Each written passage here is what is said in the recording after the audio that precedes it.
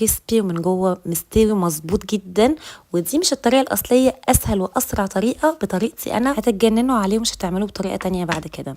هنفتح صدور فراخ تكون سميكه بالشكل ده مش لحد الاخر، وهنملحها ونفلفلها ونزعترها هنعمل لها دراي راب كده بالشكل ده. وهنجيب بقى التركي وهنلف كده جواه الشيدر، الجبنه الشيدر، وهظبطه كده على قد الفراخ، صدور الفراخ. بصوا بقى كل الاطباق اللي هي تجنن تتعاكس دي من حلاوتها، السيت اب كله من اسامه جوده. نرجع بقى للفراخ، حشيتها كويس قوي وهضغط واتك كويس جدا عشان مش هنحط ولا كردان ولا توث بيك ولا خله ولا الكلام ده. هندخلها الفريزر من نص ساعه لساعه الا ربع. طبق فيه دقيق وبقسماط، كل واحد هنملحه ونفلفله ونحط شويه توم باودر، بصل باودر، المقادير كلها مكتوبه تحت عندكم. بيضه عليها ملح وفلفل وشويه حليب ونضربهم. خلاص الفراخ طلعت من الفريزر وماسكه كويس قوي، ومش محتاجين بقى نحط زي ما قلت لكم ولا كردان ولا خله ولا الكلام ده. نحط بقى دقيق، بيض، بقسماط، ونتك كويس برضو وعلى الزيت غزير لحد لما